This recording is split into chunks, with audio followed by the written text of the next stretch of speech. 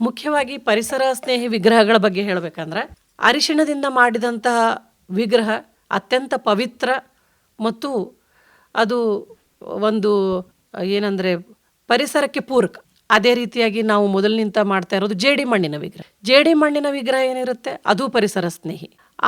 ಜೇಡಿ ಮಣ್ಣಿನ ವಿಗ್ರಹ ಏನಾಗ್ತಾ ಇತ್ತು ಅಂದರೆ ಮೊದಲು ಈ ಕೆರೆ ಕಟ್ಟೆಗಳಲ್ಲಿ ನೀರು ನಿಲ್ಬೇಕಲ್ಲ, ಸಾಕಷ್ಟು ನೀರು ನಿಲ್ಬೇಕು ನಮಗೆ ವರ್ಷ ಪೂರ್ತಿ. ಅಂದರೆ ಮಳೆಗಾಲ ಪ್ರಾರಂಭ ಆಗೋಕ್ಕಿಂತ ಮುಂಚೆ ಕೆರೆಗಳಲ್ಲಿರುವಂಥ ಎಲ್ಲ ಮಣ್ಣನ್ನು ತೆಗಿತಾ ಇದ್ರು.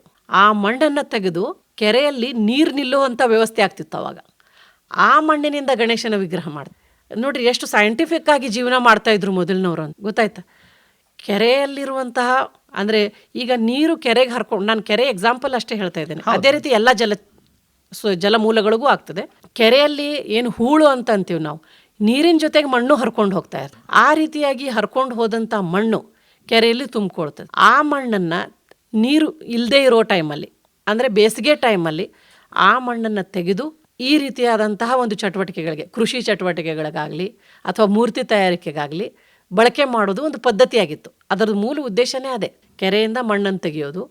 ಸೊ ಅಲ್ಲಿ ಜಾಸ್ತಿ ನೀರು ನಿಲ್ಲಕ್ಕೆ ಅವಕಾಶ ಆಗಲಿ ಅಂತ. ತದನಂತರ ಈ ಮಣ್ಣಿನಿಂದ ಮಾಡಿದ ವಿಗ್ರಹಗಳನ್ನು, ಪುಟ್ಟ ಪುಟ್ಟ ವಿಗ್ರಹಗಳನ್ನು ನೀರಿನಲ್ಲಿ ವಿಸರ್ಜನೆ ಮಾಡೋದು ಇದು ಹಬ್ಬದ ಕಾನ್ಸೆಪ್ಟ್ ಆಗಿತ್ತು. ಇವತ್ತು ನಾವು ಅದನ್ನು ಪೂರ ಏನು ಮಾಡಿಬಿಟ್ಟಿದ್ದೀವಿ, ಮಣ್ಣಿನ ವಿಗ್ರಹನೂ ಮಾಡ್ತಾ ಇಲ್ಲ, POP ವಿಗ್ರಹಗಳನ್ನು, ಪ್ಲಾಸ್ಟರ್ ಆಫ್ ಪ್ಯಾರಿಸ್ ವಿಗ್ರಹಗಳು. ಯಾಕಂದ್ರೆ ಅಲ್ಲಿ ಒಂದು ಮುಖ್ಯ ಅಟ್ರಾಕ್ಷನ್ ಏನಂದ್ರೆ ಈ plaster of Paris Ganesha light weight ಇರುತ್ತೆ. ಆಮೇಲೆ ಅದಕ್ಕೆ ನೀವು ಎಷ್ಟು ದೊಡ್ಡದು ಬೇಕಾದರೂ ಮಾಡ್ಬೋದು, ಅದು ಭಾಳ ಸ್ಟ್ರೆಂತ್ ಇರ್ತದೆ ಅದರಲ್ಲಿ. ಸೊ ಅದೇ ಮಣ್ಣಿನ ವಿಗ್ರಹ ಭಾಳ ದೊಡ್ಡದು ಮಾಡ್ಲಿಕ್ಕೆ ಆಗೋದಿಲ್ಲ.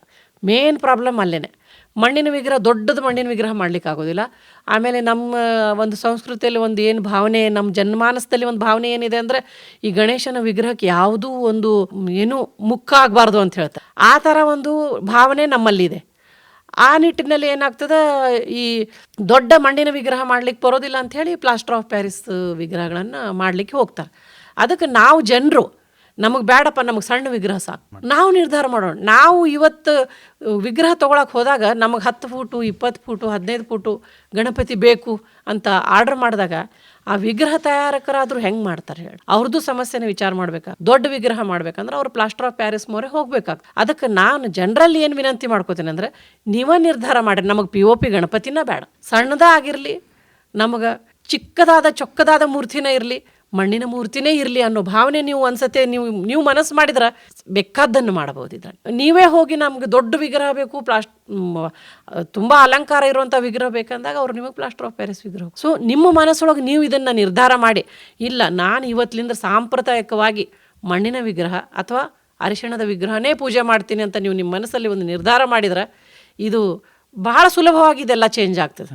ಮತ್ತು ನಾವೆಲ್ಲರೂ ಪುನಃ ನಮ್ಮ ಪ್ರಾರಂಭಿಕ ಏನು ನಮ್ಮ ಪೂರ್ವಜರು ಯಾವ ರೀತಿಯಾಗಿ ಪರಿಸರ ಸ್ನೇಹಿ ಹಬ್ಬ ಆಚರಣೆ ಮಾಡ್ತಾ ಇದ್ರೋ ಮಣ್ಣಿನ ವಿಗ್ರಹ ಬಳಕೆ ಮಾಡಿ ಅದೇ ರೀತಿ ನಾವು ಮಾಡಬಹುದು. ಸೊ ಇದು ಇಷ್ಟೇ ಇದರಲ್ಲಿ ಇರೋದು, ಮತ್ತೇನು ಜಾಸ್ತಿ ಇಲ್ಲ, ಭಾಳ ದೊಡ್ಡ ವಿಷಯ ಏನಲ್ಲ ಇದು ಭಾಳ ಚಿಕ್ಕ ವಿಷಯ. ನಾವು ಇದನ್ನು ಏನು ಮಾಡ್ತಾ ಇದ್ದೀವಿ ಅದನ್ನು ನಾವು ಅರ್ಥ ಮಾಡ್ಕೊಳಕ್ಕೆ ರೆಡಿ ಇಲ್ಲ ಅಷ್ಟೆ. ಭಾಳ ಸಣ್ಣ ವಿಷಯ ಇದು ನಿಮ್ಗೆ, ಮತ್ತು ಇದು ಎಲ್ಲರಿಗೂ ಗೊತ್ತಿರೋ ವಿಷಯ, ಅದರದ್ದು ನಮ್ಮ ಮನಸ್ಸಿನೊಳಗೆ ಎಲ್ಲೋ ಸೂಕ್ತವಾಗೈತಿ, ಅದು ಹೊರಗೆ ಬರಬೇಕಷ್ಟೇ. ಈಗ ಧ್ವನಿ ಇದು ನಮ್ಮ ಧ್ವನಿ, ಕೇಳಿ ಕನಸು ನನಸದ ವೇಣು